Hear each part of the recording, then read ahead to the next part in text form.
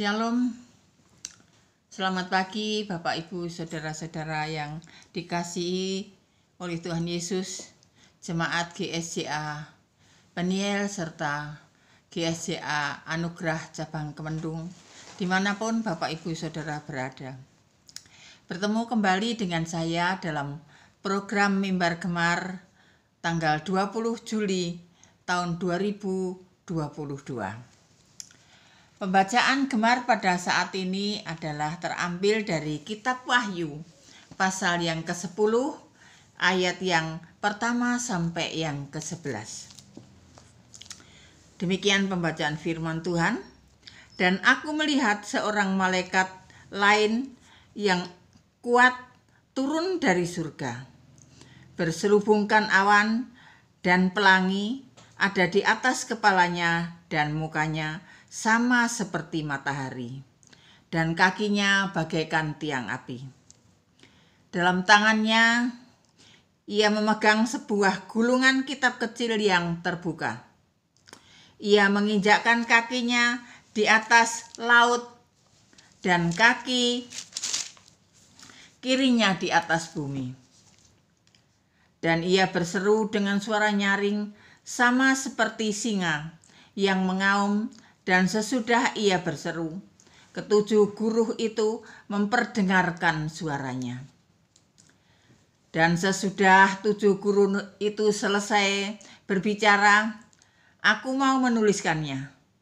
Tetapi aku mendengar suatu suara dari surga berkata, meteraikanlah apa yang dikatakan oleh ketujuh guru itu, dan janganlah engkau menuliskannya. Ayat yang kelima, dan malaikat yang kulihat berdiri di atas laut dan di atas bumi, mengangkat tangan kanannya ke langit, dan ia bersumpah demi Dia yang hidup sampai selama-lamanya, yang telah menciptakan langit dan segala isinya, dan bumi dan segala isinya, dan laut dan segala isinya, katanya, tidak akan ada penundaan lagi. Tetapi pada waktu bunyi sangkakala dan malaikat yang ketujuh, yaitu apabila ia meniup sangkakalanya, maka akan genaplah keputusan rahasia Allah, seperti yang telah ia beritakan kepada hamba-hambanya, yaitu para nabi. Dan suara yang telah kudengar dari langit itu berkata pula kepadaku, katanya, pergilah, ambillah gulungan kitab yang terbuka di tangan malaikat yang berdiri di atas laut dan di atas bumi itu. Lalu aku pergi kepada malaikat itu dan meminta kepadanya supaya ia memberikan gulungan kitab itu kepadaku. Katanya kepadaku, ambillah dan makanlah. Ia akan membuat perutmu terasa pahit, tetapi dalam mulutmu akan terasa manis seperti madu. Lalu aku mengambil kitab itu dari tangan malaikat itu dan memakannya di dalam mulutku. Ia terasa manis seperti madu, tetapi sesudah aku memakannya, perutku menjadi pahit rasanya. Maka ia berkata kepadaku, engkau harus bernubuat lagi kepada banyak bangsa dan kaum dan bahasa dan raja. Demikianlah pembacaan firman Tuhan pada hari ini. Bapak Ibu, saudara-saudara yang dikasihi Tuhan, perikop kita pada bacaan hari ini adalah malaikat dan gulungan kitab kecil. Di dalam pasal 10 ayat 1 sampai yang ke-7 dikatakan, dekat tibanya akhirat itu. Ayat pertama, malaikat yang lain yang kuat kadang-kadang disamakan dengan Kristus.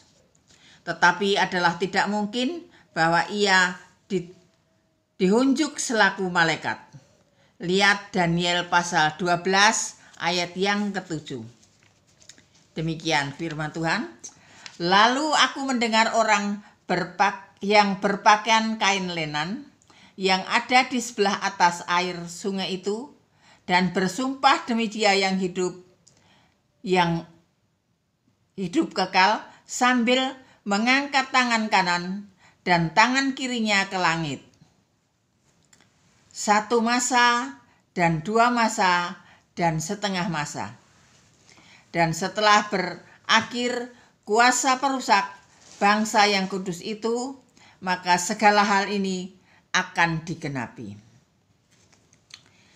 Pelangi ada di atas kepalanya, mungkin adalah karena sinar mukanya bercahaya melalui awan yang mengitarinya. Ayat yang kedua. Dalam terang, ayat yang ke-11, gulungan kitab kecil itu agaknya meliputi sisa penglihatan dalam Wahyu pasal 3. Ayat 3. Ketujuh guru itu tidak diutarakan oleh malaikat karena mereka mengikuti suaranya, tetapi barangkali datang dari Allah atau Kristus, sebagaimana juga perintah di dalam ayat yang keempat. Karena suatu alasan yang tidak diberitahukan kepada kita, Yohanes dilarang menyingkapkan pesan dari guru-guru itu.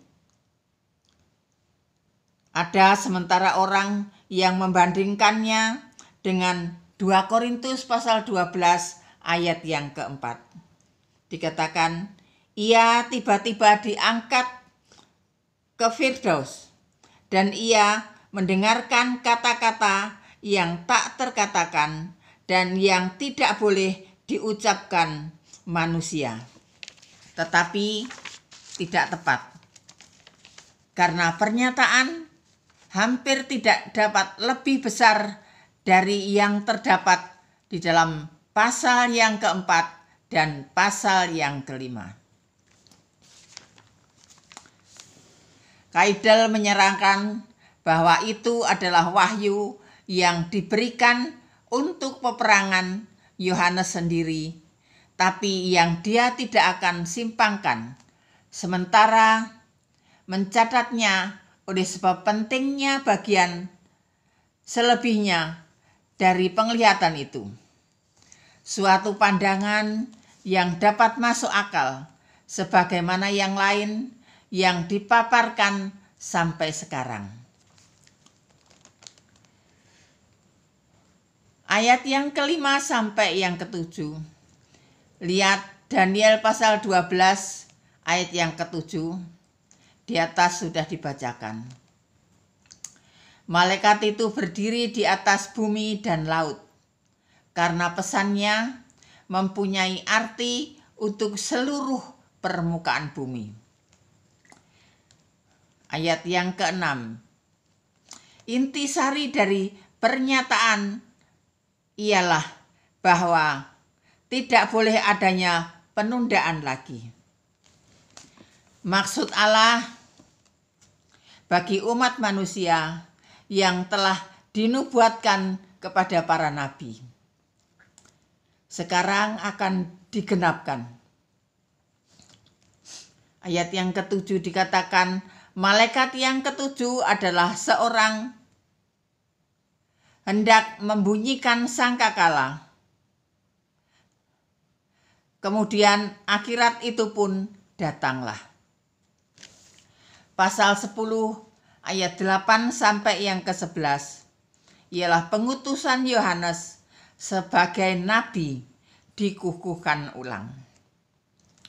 Bapak, Ibu, saudara-saudara yang kekasih di dalam Tuhan Yesus Kristus.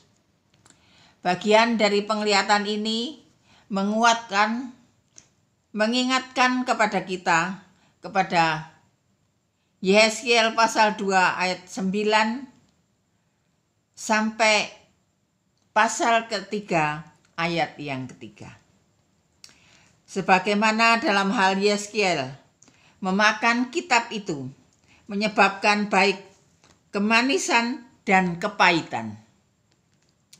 Suatu gejala yang disebabkan oleh campuran dari berkat dan celaka yang akan diumumkan bukan oleh kemanisan daripada memproklamasikan dengan dengar-dengaran sesuatu yang pahit.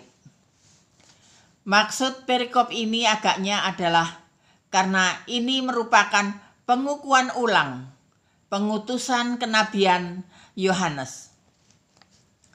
Bapak, Ibu, saudara-saudara yang dikasihi Tuhan, dalam firman ini memberitahukan kepada kita melalui Yohanes bahwa kedatangan Tuhan sudah dekat. Ini menandakan bahwa Tuhan sangat memperhatikan kita agar kita mempersiapkan kedatangan Tuhan ini. Kita mempersiapkan diri dengan sebaik-baiknya supaya kita hidup berkenan kepada Tuhan.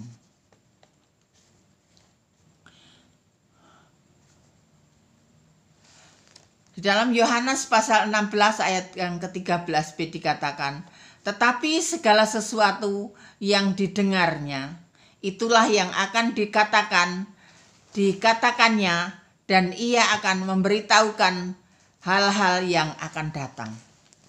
Nah, inilah bukti kasih sayang Tuhan yang tidak menginginkan agar kita pada saatnya binasa karena kita tidak waspada.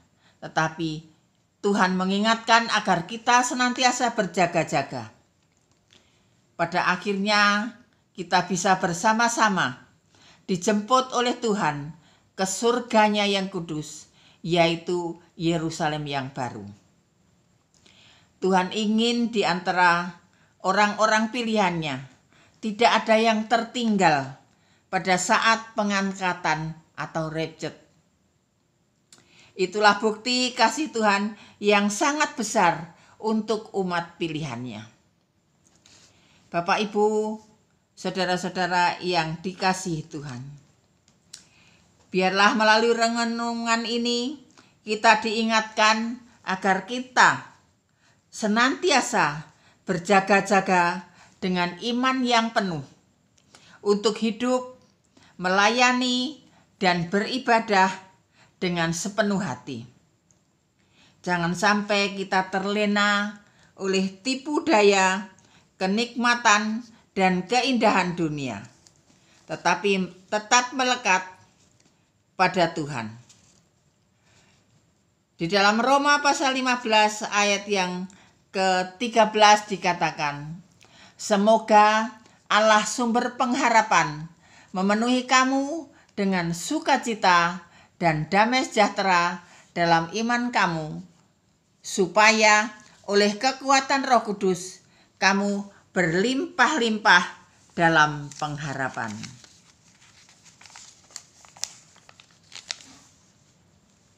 Amin. Mari kita berdoa. Terima kasih Tuhan akan kemurahan-Mu, bahwa Tuhan mengingatkan agar kami senantiasa berjaga-jaga menjelang kedatangan Tuhan yang kedua kalinya, agar kami mempersiapkan diri kami sebaik mungkin, agar kami berkenan di hadapan Tuhan, dan pada saat pengangkatan kami boleh diangkat bersama-sama dengan orang-orang kudus di seluruh dunia untuk menuju ke surga Tuhan, yaitu di Yerusalem yang baru. Terima kasih Bapa di surga, terima kasih Tuhan Yesus untuk anugerah-Mu, terima kasih untuk kemurahan-Mu, bahwa Engkau sudah memberitakan ini berulang-ulang, agar kami selalu berjaga-jaga dan berwaspada terhadap tipu daya iblis. Terima kasih Tuhan, pimpin kami semua, urapi kami dengan kuat kuasa Roh Kudus, agar kami bisa melakukan kehendak Tuhan di dunia ini sesuai dengan kehendak Tuhan. Di dalam nama Tuhan Yesus kami sudah berdoa dan mengucap syukur. Amin. Selamat pagi, selamat bergemar, selamat beraktivitas.